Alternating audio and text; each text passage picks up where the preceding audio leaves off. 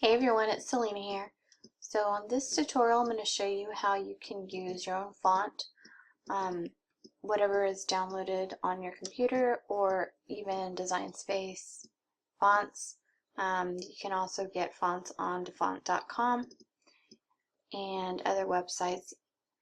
The one that I'm using in the example is not in Design Space. I purchased it off of mightydeals.com and it is a font called Graceful. So it's a very pretty font. It does have flourishes of its own, but if, let's say this was a font that didn't have any, this is how you can add. So I went ahead and inserted a line of text, and this is exactly how it shows up when you first type it in.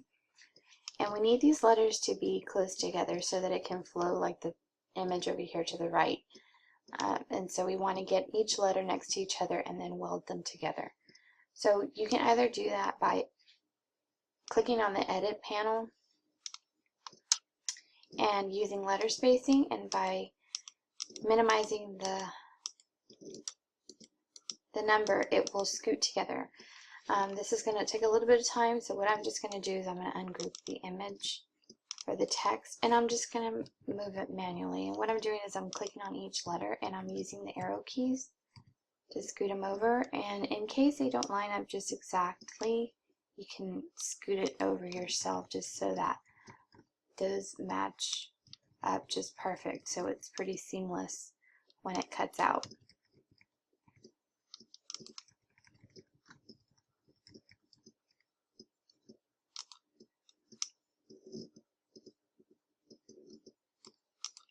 Alright, so I'm going to zoom in using the zoom located here at the bottom, and everything looks pretty good.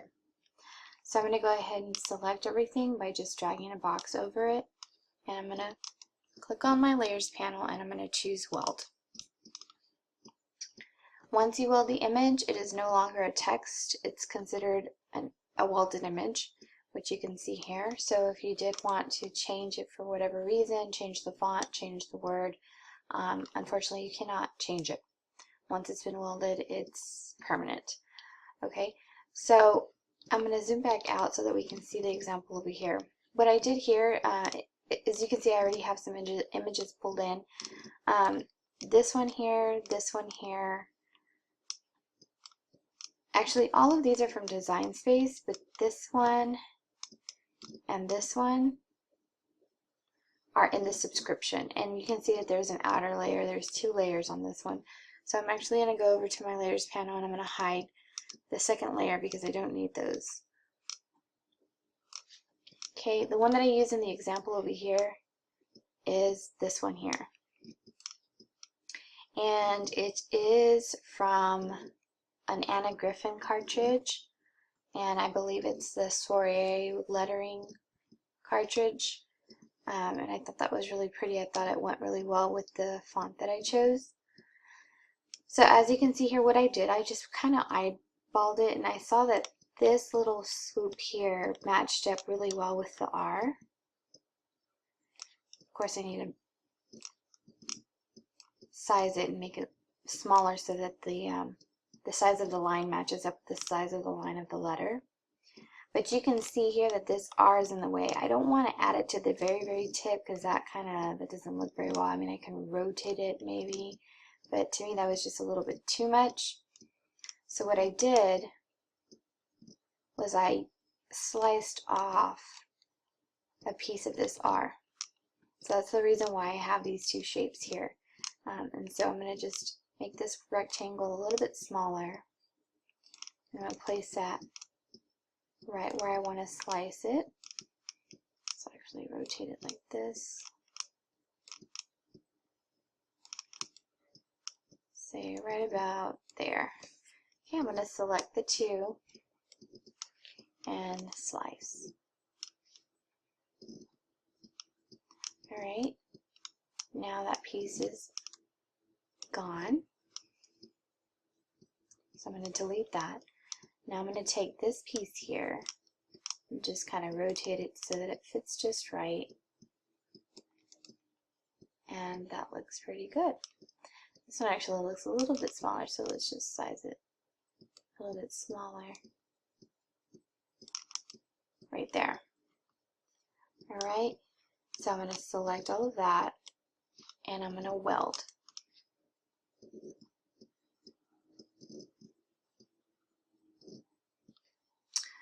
I'm going to undo that step because I'm going to zoom in here so that you can see it's a little bit off.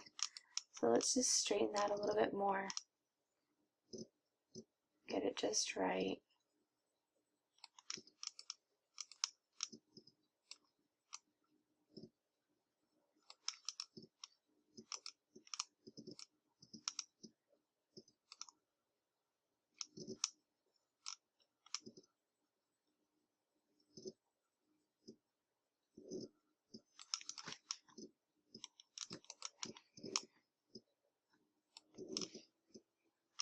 Alright, now let's weld it. I even brought in this image here, which is from Google. I just Googled, in the Google images, I typed in flourish, and you'll see that there's quite a bit of flourishes and swirls. I think I typed in swirl here, but let's type in flourish. Mommy. And you can see there's all kinds of images that you can use from there too. So let's go back here, and this is one that I had pulled, and I was thinking maybe I can put it right around here somewhere, making it look like the T is a little bit more, has a little bit more